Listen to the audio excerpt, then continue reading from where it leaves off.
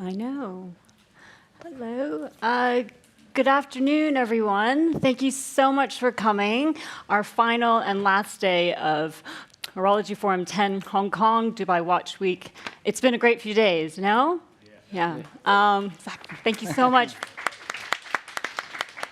Yeah, firstly, just a huge thank you to Dubai Watch Week for putting on this incredible few days, and to Christie's for hosting us in this really stunning space. So welcome to our penultimate panel, To Infinity and Beyond, where we'll be talking about the next truly useful complication. We'll be envisioning the future of horology and how it could look like. I'm super excited about this panel. I feel like we're kind of like a band of outsiders. I'm a journalist. I'm Ming. I write for the Financial Times, New York Times, several publications. But I don't only write about watches. I write about other things in luxury. And I do feel like I'm a bit of an outsider because I'm outside looking in and reporting on the things that I see. And I think my panel were sort of outsiders as well. I've got Benoit, who's the founder of RESSENCE, based in Antwerp. So by definition, in Belgium, he's far removed from the epicenter of Swiss watchmaking, so he's an outsider. Founded his brand in 2010, and really known for sort of esoteric time-telling watchmaking, combining design, innovation. And for me personally, RESSENCE is one of my favorite appointments during Watches and Wonders because I know I'm going to see something unusual, something different, and I know I have to pay attention because Benoit's going to show me something that's going to rejig everything I know about watchmaking. So one of my favorite appointments. Thank you. In the middle, we have Professor Thang, who I'm super excited to have here. He's definitely an outsider, and Professor Thang, if you don't mind me saying, and he is a professor of economics at Hong Kong Business U, and he's also an associate dean at Hong Kong U Business School. But I was saying that I'm really excited that you're here because, if you don't mind me saying, you are kind of self-proclaimed not a watch guy at all. So much that when we had a Zoom call with you in Dubai Watch Week, you said, I think you've got the wrong guy. You're like, why am I here? And we're like, that's exactly why you're here, because you're not a watch person. And then finally, at the end, we've got Ming, who is also an outsider. His brand is based in Kuala Lumpur. And I was reading your background, Ming. You are something of a brainiac and a prodigy. So you founded your brand in 2017 and has commercialized 60 references since. And there's, by the way, there's there'll be a sort of prize for the hashtag for having Ming and Benoit Mintiens all on a panel. So the best meme and the best hashtag, there's going to be a prize for sure.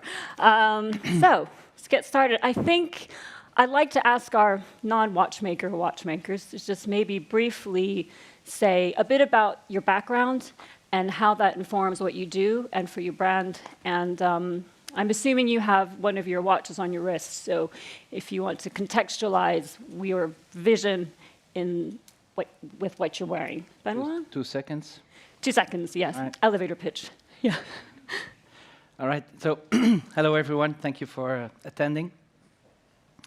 RESSENCE, yes, my background is industrial design, and so we apply basically design thinking, or industrial design thinking, to fine watchmaking. That's very simply said what we do. And I think the best way to explain that, what's the consequence of that, is that usually watch brands are created by watchmakers. And when you're a watchmaker, of course, your focus of attention is the movement. So you really start with the movement. That's why these watches from watchmakers are so sublimated from a movement point of view. Extremely finished, extremely decorated sometimes, etc. But when you're an industrial designer, your focus point is not the movement. Your focus point is the person that wears the watch. And so you approach the product watch in a completely different way than a watchmaker would do it. Even though our watches are very technical, we don't show it. Yeah? Instead of complications, we have simplications. We make it as simple as possible. And so it's really this opposite approach that we have from the outside, because the function of the watch happens on the outside, towards the inside. So for us, the movement is the last thing we work on when we design a product. So that explains, I think, in more than 2 seconds, but that explains why a RESSENCE watch is so different and our way of looking at fine watchmaking is so different. Mm-hmm. And what do you have on your wrist? And could you say why Type 2. So when we introduced it, just to tell you how complicated things are sometimes, at Watches and Wonders we introduced it, and the people from Richemont were on my booth and telling me I did not have my place in this type of shows because there was electronics inside a mechanical watch. So it is a very forward-thinking, but actually for us, very normal approach, combining technologies to generate a better experience when you wear the watch. But yes, again, the business is very much formatted, or the industry is very much formatted. But yeah, we have another vision. So for sure, you hurt some feelings here and there. That's obvious. Well, I love that you made one of the biggest watch groups very uncomfortable when they came to your booth, so that's great. And Ming, if you could please tell us a bit about your background and the watch you're wearing. The elevator speech thing reminds me of my days in finance, actually. So my background is I'm a theoretical physicist. I spent some time in finance. I was a professional photographer. I ran Hasselblad for a little while. And then I said, I want to go back and spend some time with another passion, which was watches. I think we started at the point where just as it became acceptable to buy watches online, just as it became acceptable or accessible for people outside the industry to have access to suppliers, supply chains and things like that, we went in, I think, with a lot more bravado and confidence than we actually had knowledge for certain. And it's been a very steep learning process because we come from the point of view of, we know what we like as collectors. We know what makes us feel good as collectors. We know what doesn't make us feel good, but that doesn't necessarily mean we know how to translate it into a product. So there has been an iterative process along the way. A lot of that doesn't get seen by the public because we throw away the stuff that doesn't work, that doesn't pass the sitting time test. And here we are today. I mean, basically, to us, a watch goes beyond time telling, right? Time telling is the bare minimum that a watch needs to do.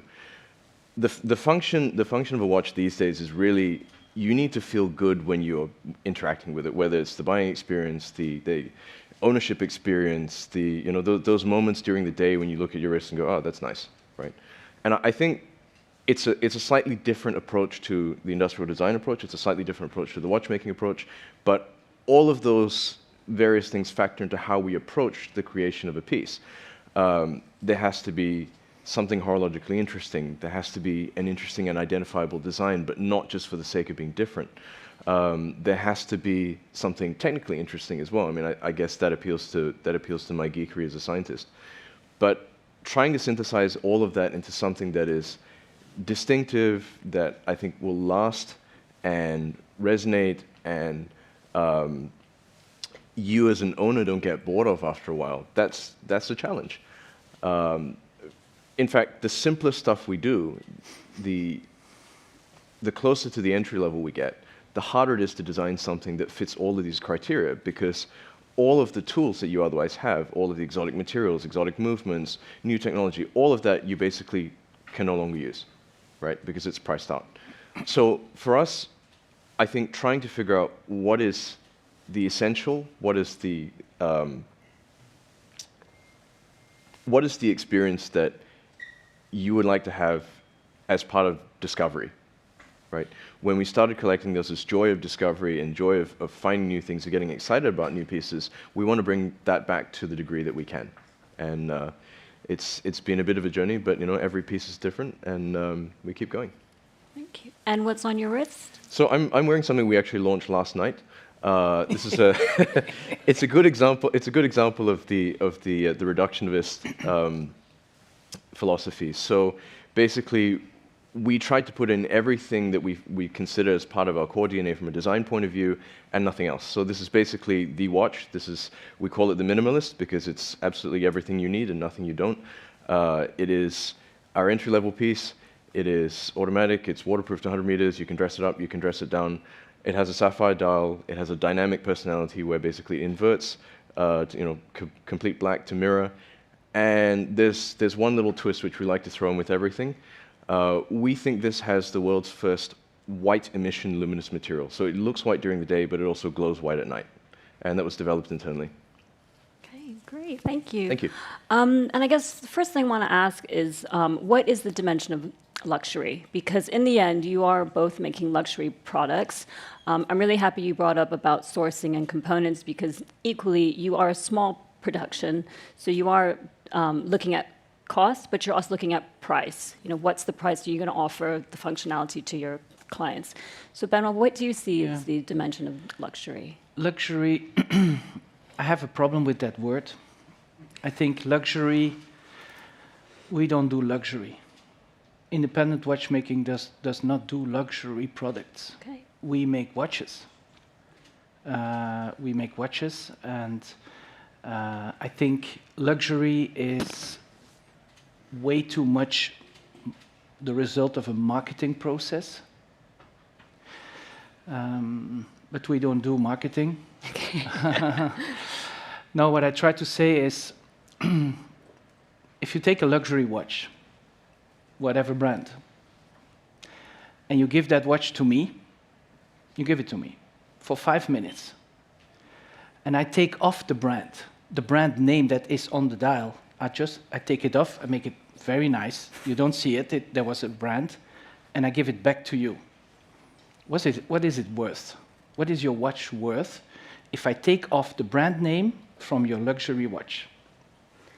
Not as much. Not as much? For sure. Well, then you bought a brand. Right. See? But we sell products. Ming is selling a product. I try and hide the brand.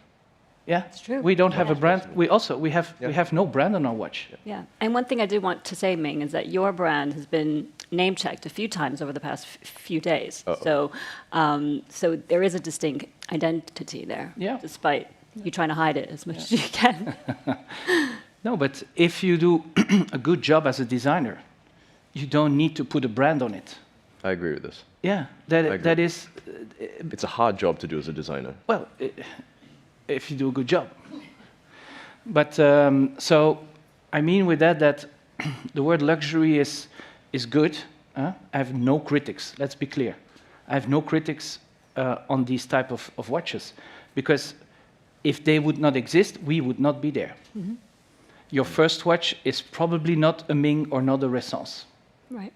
So there is a whole journey people go through when they come to independent watchmaking. Oh, I'm talking about independent watchmaking. I hope that's okay. Yeah. But there is a whole journey that people go through. Yep. And yes, in the end, we are really the last stage. There's not much after. Well, you start your own brand, but that's madness, not luxury. Yeah. But anyway, so for me, it's a word I try to avoid. But yes, very often we're put in luxury because of the price. Sure. But it's, I cannot really compare it to other businesses, but it is really something I think we are not luxury. Yeah, okay. Ming? It's luxury, the dimension of luxury. I think it's choice. It's choice. You can buy an expensive watch, you can buy a painting instead, you can buy a house, you can buy a car. I mean, and you actually hear these conversations, like in Dubai Watch Week last year. We heard these conversations. It's like, oh, I like this, but there's this new McLaren, whatever. I mean, it's choice. And by the same token, you have the choice to buy an expensive piece, a cheaper piece, but the fact that you have that ability to say, I find this interesting and I want to delve deeper into it. Whether I want to buy this, I want to understand it. I want to spend time with the makers. I want to come to these events. I want to understand it. I want to understand more about the watchmaking process. That's a choice, right? And it's not Benoit makes an excellent point. If you take the name of things, if you take the branding of things, and you would still make the same choice, Yeah.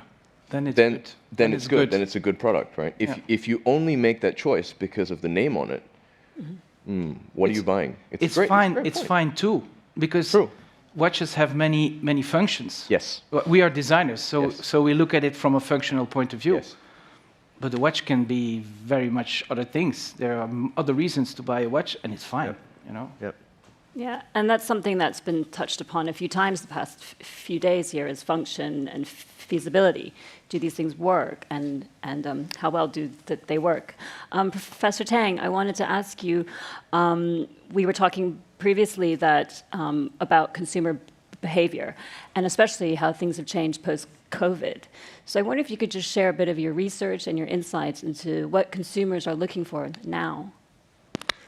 First of all, I feel bad for you because, I mean, you have a complete, unrelated person on the stage who is me. I'm an economist. I study macroeconomic trends. I look at what consumers are doing. And I guess, people who pay hundreds of thousands to buy a watch are a very exceptional group of people who is probably like 1% of my data set. But I can tell you, in the last many years, people have been pursuing experiences more than consumption of tangible substance, right? One obvious trend that we see in Hong Kong or around the world is people like to make short trips. Instead of spending a lot of money, they try to go to a lot of different places, take some selfies and experience, quite a lot of differences in cultural and historical experiences. When it comes to watches, as an economist, I would say you have the investment part of it, but also the consumption part of it. So the two experts have already talked a lot about the consumption part of it. Some people like to consume the functions. Like, this is almost the only watch I have, right? I mean, you may not want to call this a watch. It's more like a wearable. But it has a clock in it, or 10% of it can be used as a watch, and then the remaining 90% to me is a lot of useful functions. So I would say, people sometimes pay for functions. Sometimes people pay for meanings. Sometimes people pay for some very personal feeling and affiliation that they can have with a particular product. And the investment value, I don't have to tell you that, in the last 10 years, I think watches will be one of the few asset classes that have been appreciating so much in terms of value. So there are some people who buy watches as part of the investment portfolio or as part of the collection. So when I think about products like watches, supply and demand, and if supply is short, then you have people who buy functions, who buy it for the investment value, then the prices will increase. And I actually want to answer the question that you asked earlier about luxury. Sure. Yes, please. Because I really believe that a lot of it is marketing. A lot of it is brands, as have been mentioned. But I think in the post-COVID era, people tend to be less obsessed with brands, and they like personalized products. They like to have a unique product that is not being purchased by a mass market. And during the Zoom call, I remember we had this debate. As a naive economist, I said, well, there's this new phenomenon outside of the luxurious product category, which is called fast fashion, right? People just like to buy a lot of stuff and customize the production based on their preferences. And then they told me, no, watches are so different, right? You cannot easily customize a product because the techniques and the skills involved in making watches is completely different from fashion or any other consumer products. So therefore, it makes watches valuable, even more valuable in an AI era, when a lot of the production can be decentralized, when consumers can actually go online, go to a platform, and design the products and custom made it. So watches do not belong to that big category, I would say. Yeah, but I think that's something that brands do think about is customization. And I'm sure you get approached with customers all the time trying to customize. So because we're looking at infinity and beyond, I wanted to ask each of our watchmakers, and also you, Professor Thang, what do you see as the next truly useful complication? Benoit? Sorry. Again. We don't have complications, we have simplications. So it's a difficult question to ask to me. Okay. Because we really try to make it. How would I answer your question? The best way to conceive a watch is to start with a relationship. I believe. If you conceive a watch from the relationship point of view, you will probably end up with a good product. We as humans, we're still a bit caveman, even though some think they are not anymore. They are still caveman. And so we relate to a product like we would relate to a tree or a fish or another animal. You have sometimes people think they're weird, but there are people that give names to their products. Yeah. There are guys that give name to their car. It exists. Personable, yeah. It exists. Means that we don't have something in our brain. Well, maybe the professor will tell me it's not true, but there's nothing in our brain that has learned to make a difference between interacting with a product or interacting with an animal, for example. If you design your product in a proper way, you will activate the same interaction logics as with a human or something else. So really the relationship is key in how you, very simple example, because maybe I'm a bit too theoretical. If you look at your watch and it doesn't provide you, if we think functional here, if it doesn't provide you a clear information, how good is your relation with that watch? If I ask you a question, like I ask a question to my watch, because he's a service provider. So I ask him or you a question, and the answer I get from you is not clear. We will have a less good relationship than if your answer is clear. Right. So if I ask my watch, what's the time? If it's loud and clear, I will have a good relationship with my watch. If it's not, well, maybe our relationship will not be that good after a while.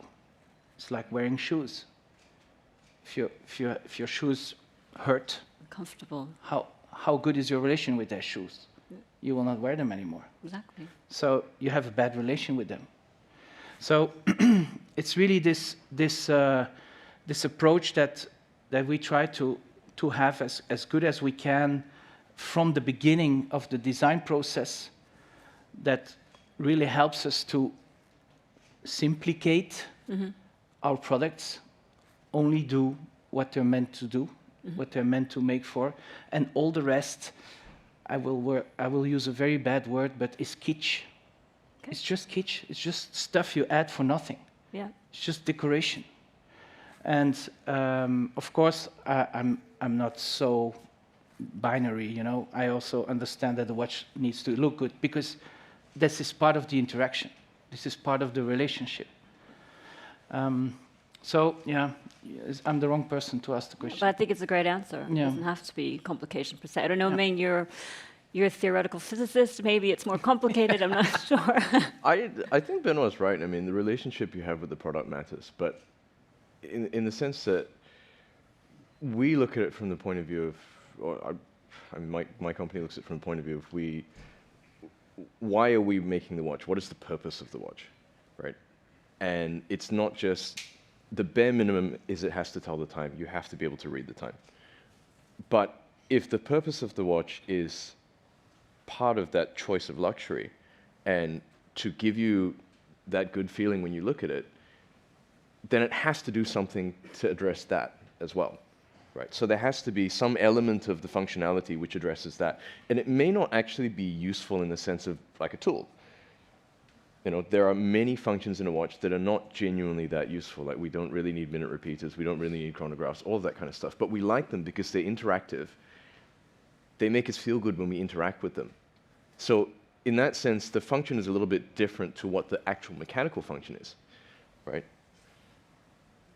For us, I think the challenge is always, if you want to develop something that is unique, never been done before, has that level of interactivity, you start to get into pricing into the stratosphere, and it doesn't really make sense. It goes against our philosophy of trying to make interesting things accessible. Price value discussion aside, of course, but to me the biggest challenge is how do we work with existing movements, we work with existing reliable elements, and then turn that into something interactive, right? That's not so straightforward. Without huge degrees of customization, without huge degrees of modification, but still presenting the information in a different way, or presenting that interaction in a different way, so that you have, I guess, that little bit of joy of discovery every time you look at the thing. We spent a lot of time trying to develop complications. I use the word complications here very loosely because they're not, but trying to develop interactive elements in a watch that are not your conventional complications in that sense. And you'll see more of this from us in the coming years.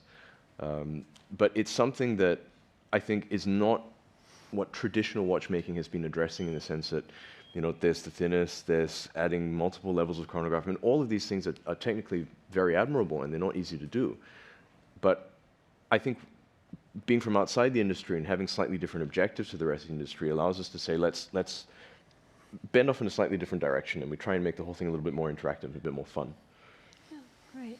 Professor Thang, it's more of a question for you, I guess. If a watch brand approached you and said, what would your advice be? And actually the phone might be ringing off the hook from watch brands after this panel for you. But if a watch brand approached you and said, what would your advice be for useful complication?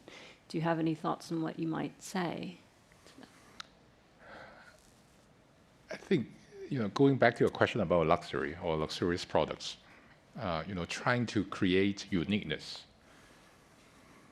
by essentially limiting supply or making it only accessible to a small group of people is probably a good strategy.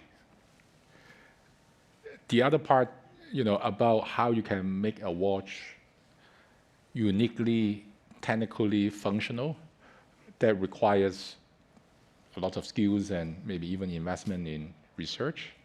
Not everyone has that ability to acquire that. So you have this sort of technical part to make watches that are valuable. You can have a strategic techniques to make the watch valuable. So that would be my advice to watchmakers. Yeah.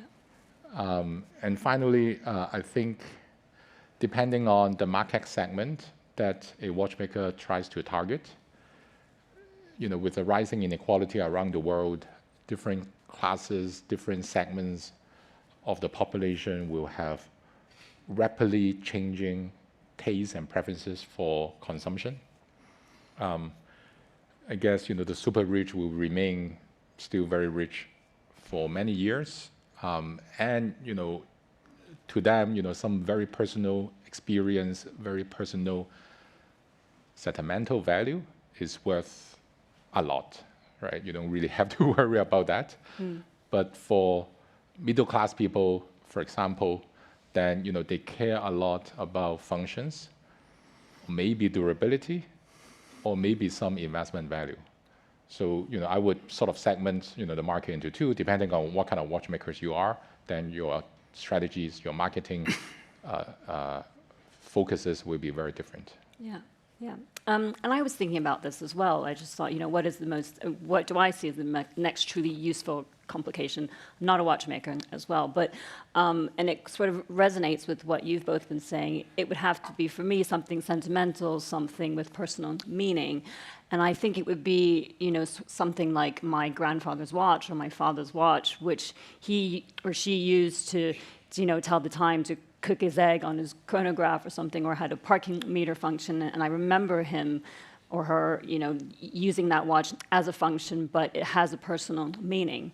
That, for me, would be a truly useful complication. I think also that there is something like the evolution theory of products. Yeah, we all know there is an evolution theory of species, but products follow the same path, the same logics, exactly the same, but a lot faster. The mutations are a lot faster because every time there's a new product, there's a new mutation or a new evolution that adapts better, that is more fit to you as a user. So a product will survive, or a product category will survive if it fits you as a human. So if you say, well, what would be the next complication or the next simplification, it would be clearly something that adapts even more to you as a user, seen from a product designer point of view. Huh? Yeah, yeah. Which is those comments you're saying about experience and sentimentality, and yeah. I think one thing I do want to ask you, it's kind of out there, but one thing as far as an actual complication that we've talked about in the past few days is the world timer. And it came up in the new Dubai Watch Week Gorilla Watch design competition. Justin Walter's watch was the world timer, and I think during our starter pack, somebody threw out the idea of a world timer.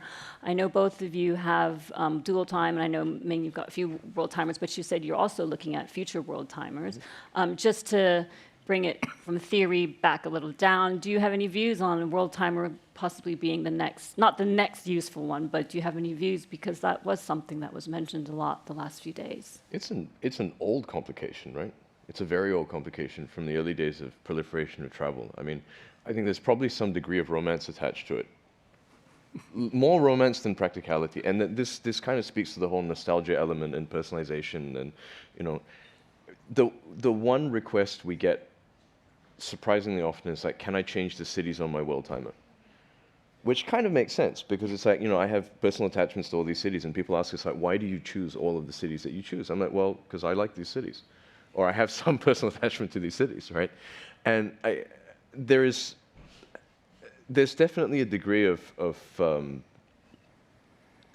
I think it's less practical as it was in the early days of world timer, and now more of a case of, look, maybe I might actually go to these places, maybe I actually have business in these places, I need to know what the time is and everything else. I mean, the one thing that throws everybody for a curveball is daylight savings time. I mean, you have a very good solution for that, Benoit. Yes. Yeah. Thank you. So we have developed the Type 2. I already talked about it a little bit. So it's a watch that has 2 time zones in it. So it's a mechanical watch, 100% mechanical. But we have automated the crown function in that watch, and the crown has been given some intelligence, so you can learn two time zones to the watch. It digitizes it, so it works totally autonomously from the outside world. So by you setting it manually to a certain time, when the watch is running in a certain time zone, so there are 2. It will overtake it from you manually, and it will digitize it. So you can learn, well, 2 time zones, but we could put 5 if we want. Right. And so for us, that was the answer to this type of questions. Is to say, how do you go from one time to the other? Well, by just tapping the watch, you go from one time to the other. It will show you the other time zone automatically. You don't have to do it yourself. And we also made it easy. So instead of having the cities on the watch, there is a little app that you can just use and say, okay, I want for that time zone 1, I want Hong Kong, and time zone 2, I want Dubai. And so you can just, by tapping, switching from one time to the other. Yeah, it's a fascinating product. I remember when it came out, there's a lot of excitement about it. And I think for our last question, it's always a sort of crystal ball question. What do you see as the future of horology? And I'm going to ask Ming first, because Benoit was annoyed that I'm asking him first. Which aspect are we talking about? Functionality, feasibility, simplification, complication, something that people are using. Because I think for the longest time we've associated development and evolution of high-end watches with more complications, more functions, more everything. But the reality is in the last 10 years, there's been a lot of changes and improvements to the way manufacturing is carried out, to material options that we have. I mean, when we started, a lot of the processes that we use now, for instance, the ceramic luminous material in sapphire, fused borosilicate in dials, some of the other exotic case materials, for instance, the magnesium alloy we use in the ultralight. I mean, none of these things existed then. You know, it's not even a case of we just didn't have access to it; they just didn't exist. And increasingly, as more of these technological processes and materials become available, I think that expands the toolkit vastly, right? When I started off designing, and I'm not a trained designer or a trained watchmaker, but when I started off designing, it was literally on a drawing board with paper and set squares and compasses and stuff, right? Then that became digitized, went to Photoshop. Our production partners would extrude that and digitize those drawings and change them into 3D files for machining. You know, the next step then for us was for me to start learning CAD and doing exterior forms and volumes. You know, now we do the construction internally, so I do the entire watch in CAD. But one, I think, very, very important shift that happened in the last couple of years was from basically just visualizing how the product would come across, making a prototype, and then if nothing is drastically wrong with it, we go to production. Or, you know, there are limited amounts of changes we can make to a prototype. Like I can remove material, I can't easily add material, I can change individual parts. You know, now when we develop a model or a new case family, we'll probably do 5, 10, 15 3D print iterations to fine-tune every single element of that before we go to production, right? The 3D print is now precise enough that we can basically print to check for fit, we can print to check for finishing in certain areas. This is not technology that we had even 5 years ago. And the more of this stuff evolves, I think it's very hard to say where it's going to go, because it's like, I'm going to give you a bunch of tools that you know what each tool can do. A lot of this process is also trying to understand what you can do with the tool. Sure. Right? And I think it's not just developing a complication in the sense of I'm going to add more mechanical programming to something, right? But just the engineering process, for instance, when we engineered our 8.8 gram watch, there's a whole engineering cascade that's not immediately obvious, right? We take finite element simulation from other disciplines and basically say, if we remove 0.1 of a millimeter of material on this radius, how does it affect rigidity of everything else? And in turn, how does that affect water resistance? Is that a complication? Technically, no, according to traditional definitions of watchmaking. Is it complicated to do? Every bit as complicated? Yes. You know, developing the metallurgy, developing the coating processes and the machining processes for all of this. I think the definition, you know what, I think the definition of complication is going to change. That's my conclusion. And the advancement in what you put into it. Yeah. Benoit? I don't have a crystal ball. I'm sorry. But I agree with Ming. What we do today, the watches we make today were impossible to produce 15 years ago or 10 years, well, 15 years ago, it was not possible. The machines, the milling machines were not there to make the type of watches. We just talked about the Type 2, but other products, the same problem. The precision and the three-dimensionality of the watch, because we have to be clear, most watches are 2D. I think all watches are 2D except a very few. 2D and a half in best case, because you have all parallel layers with all the axles parallel to each other. This is traditional watchmaking. We have a curved dial, but the dial in a RESSENCE is the bridge. So we have three-dimensional bridges in our watches. It's very hard to make. So you need very specific machines to do that, and certainly at the precision that a watch requires you to make it. That was not possible.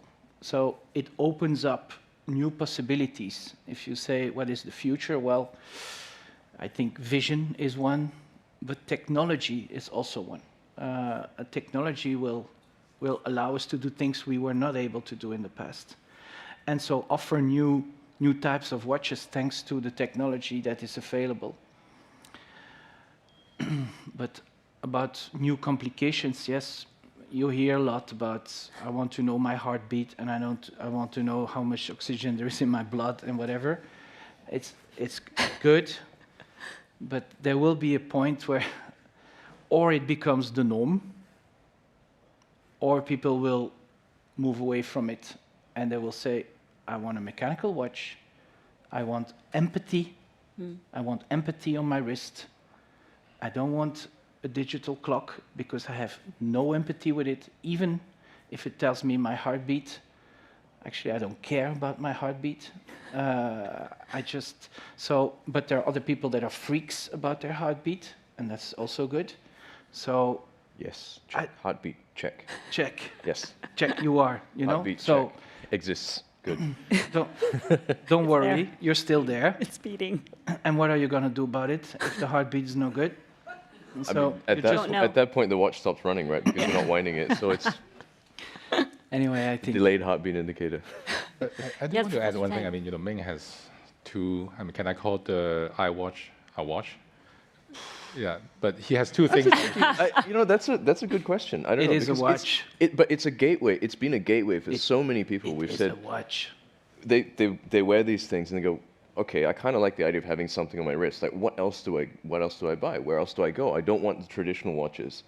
And then a lot of those people end up coming to unusual brands like us. And, so I think we need to acknowledge that the existence of the Apple Watch has also opened up watch collecting to a large audience, Of course. right? And at the same time, it's forced a lot of our suppliers to basically step up their game, because if you look at the quality of what Apple can do at that price, it's really impressive. Yep. Yeah. And Professor Thang. Yeah, what you I'm were trying to saying. say is, he exemplifies the diversity of watches. And I think everyone, given the affordability, would want something extremely simple but valuable. And on the other hand, something that is probably Useful. very useful and very practical. It's kind of like, people who have electric vehicles that they drive to work, Yep. but they keep their old Mercedes and, nice classic diesel car to go to, some memorial places, right? I mean, there's no contradiction about having both at the same time. Yeah, definitely. Thank you all so much. It's really fascinating. We're going to open up to. Okay, great. I have to give James, you're next, but Barbara did beat you to it, so. Thanks so much, guys. My question is for Ming. The watch you launched last night, you referred to it as entry level. I believe it's over 3,200 Swiss francs. It's Just going for, over, correct? yeah. Okay. So back in 2017, you introduced the 1701, and that sold for roughly $900 US. Yep. So my question is, What happened in between? no.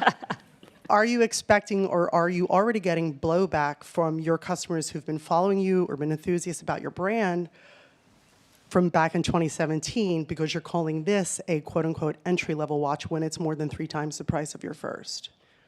The reality is our first watch was not priced in a way that was economically sustainable.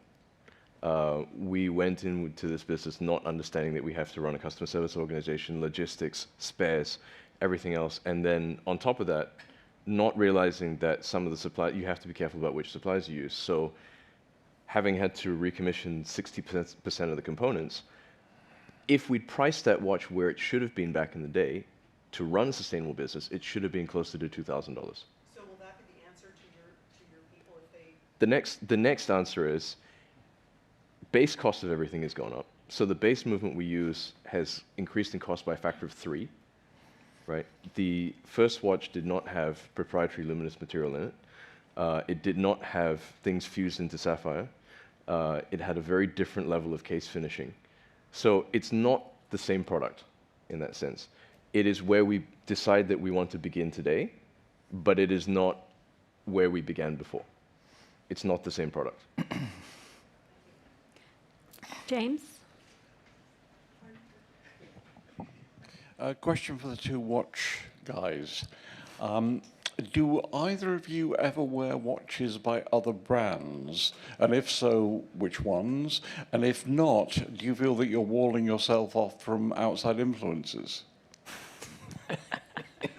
My turn. I've already answered that. I would like to do, yeah, you have already done that. I will do my coming out today. You have a cubitus, don't you? Sorry.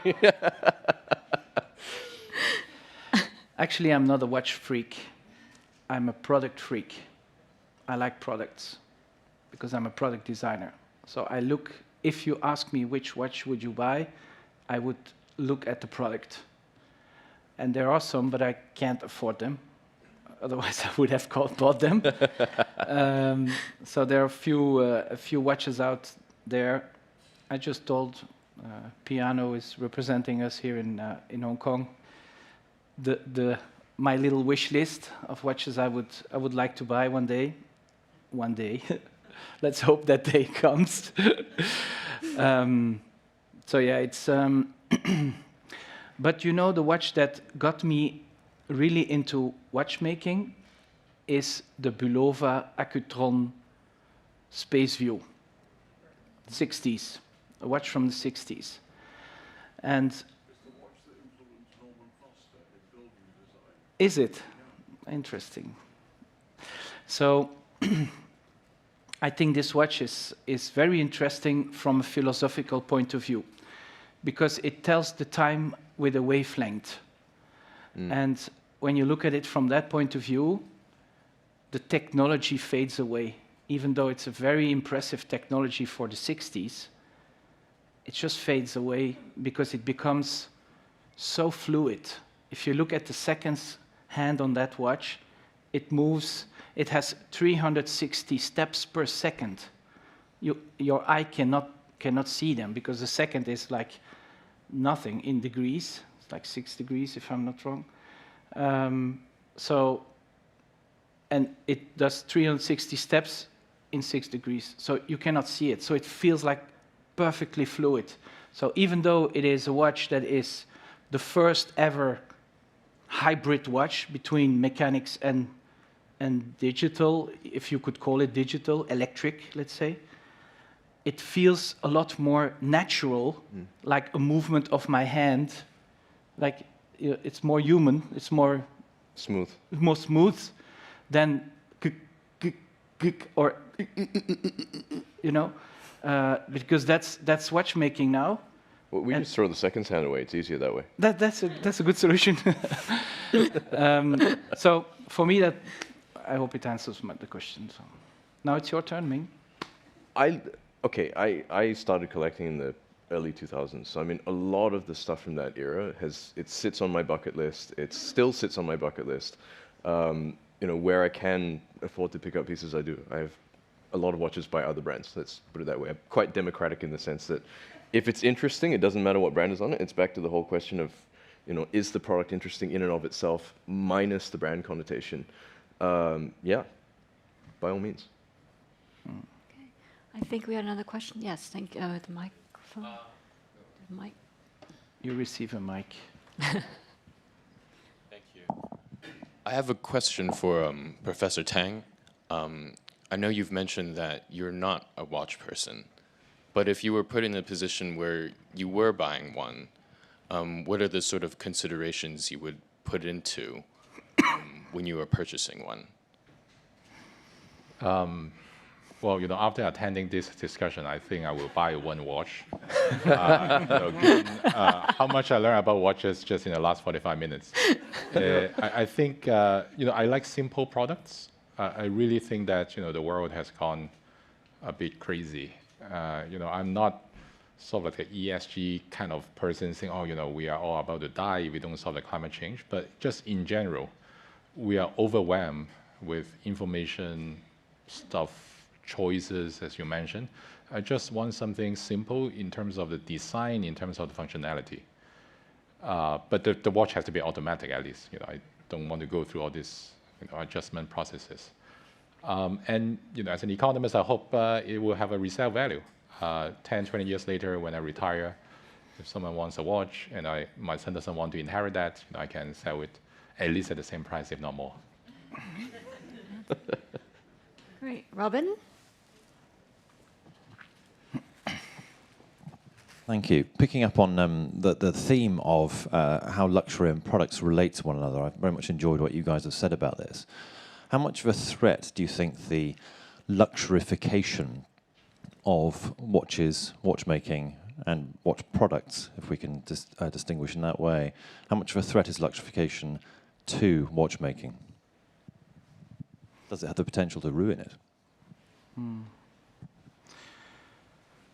Look, I think luxification addresses a certain type of people or a certain moment in your life. You have phases in your life when you are at a certain point in your life. You need to express certain things, certain values, certain. Let's never forget, a watch is an avatar. It represents certain values you wear. It represents certain values that you want to express through the watch. So in some moments in your life, you need to show that everything's fine, and other moments in your life, you need to show that actually you are not influenced. There are other moments in your life that you have to show whatever. You understand, I think, what I say. So I think that's the beauty of our industry, is that it's so much related to the human. It's so much related to what we stand for as an individual. So you were talking about individualization, but I think that's the beauty of our industry. There's a watch for every person. There's even a watch for every person in every moment in his life. So that is, I'm not so much afraid about it. I think the luxification is necessary at some point, but then maybe on another point it's not necessary anymore. Or for some it's never important, and for others it's always important. So it's really, but you see it works, because there is a lot. Most watches are luxury watches. The great majority is luxury watches. So it answers a demand for sure. And again, I think Ming and RESSENCE, we are a bit remote from that logic, but we need it. Well, there's always space for choice, I think. And there's also, I think, general cultural trends you can't ignore as well. So food is a good example of this as a somewhat proximate industry, right? At one point, oysters and caviar were things people threw away. So the cultural shift that's come with that, I would be very surprised if it didn't happen with watches as well. I mean, at some point, who knows, pocket watch might come back. Came back in our starter pack. I think somebody mentioned I it. think, in some ways, it came back in the form of the smartphone. You know, that was the smartphone of the day, right?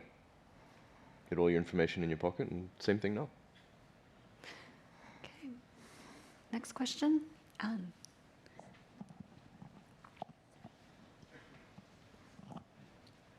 This is for Benoit. I've written just enough about your watches to say that they are not simplified things.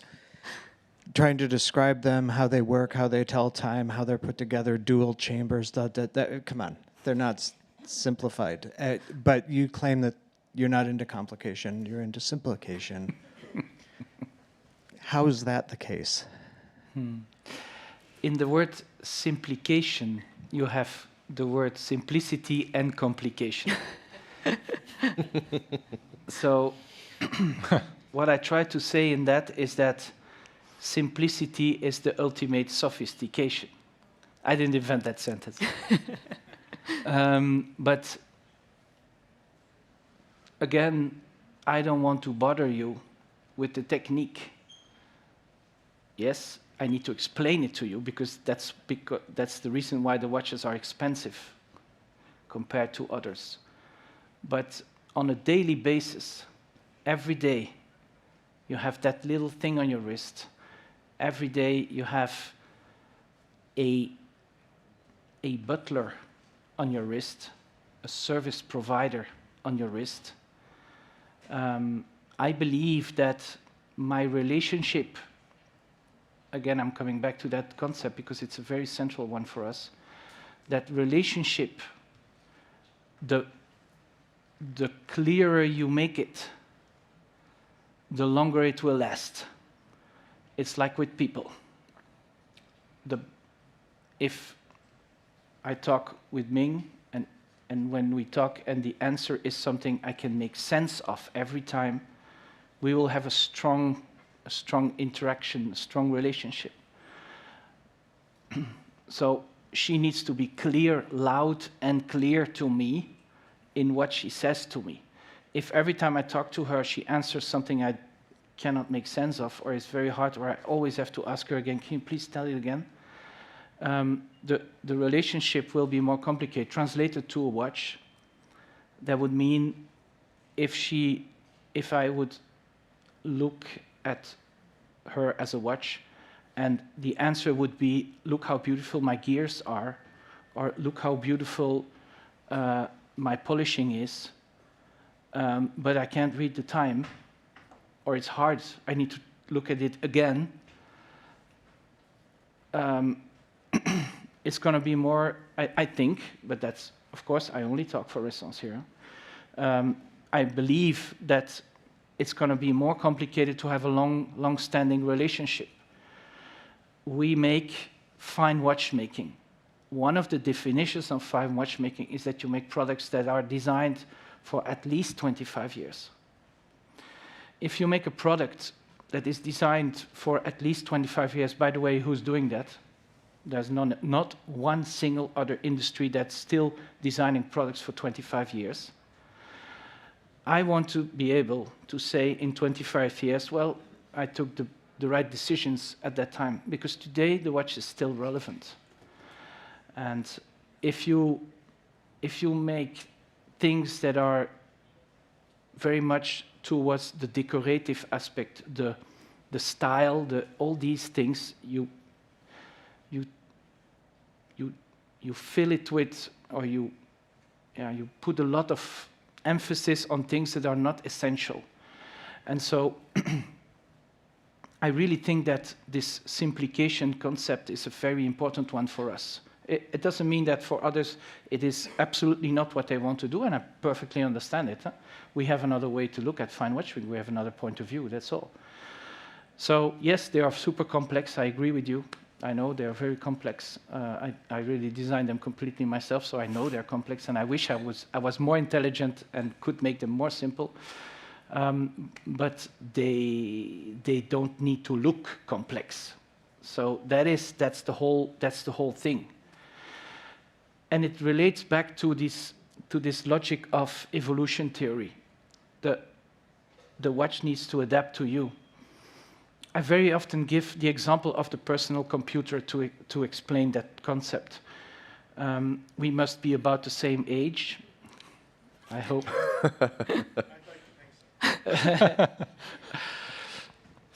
When I was a young boy, my father bought a personal computer in the 80s, and he said to me, Benoit, this is the future. You better like it. You better work with this, because you will never find a job if you cannot work with that thing. And it was horrible, because he gave me a book thick like this with MS-DOS. You were the same age? Yeah. And I thought it was horrible. It was not intuitive at all. So, and today, a child, 3 years old, can find pictures in an iPad. Mm. You don't even have to explain the child how it works.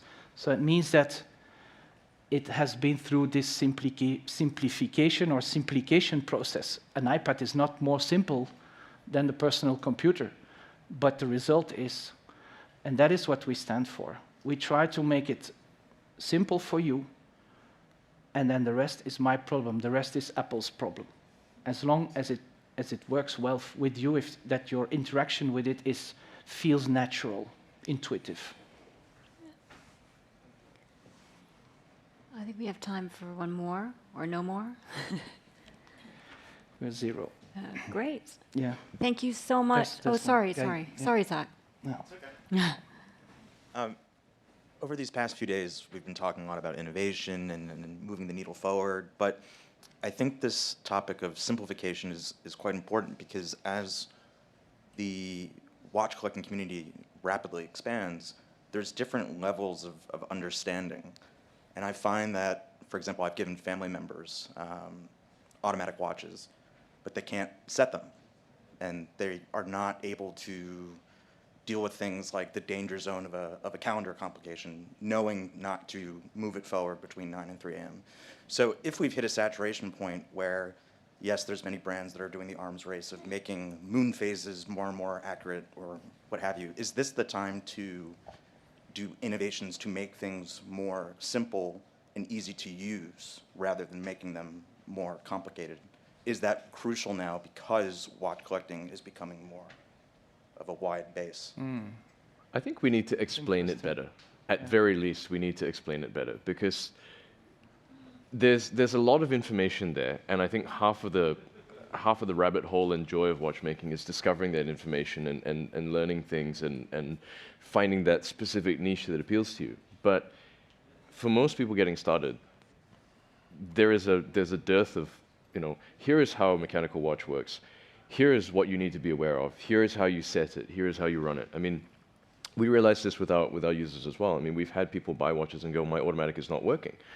And the first thing our watchmakers do is like do the standard tear down, check that everything is, nothing's stuck, no springs are broken, gears are working, everything's lubricated, fine.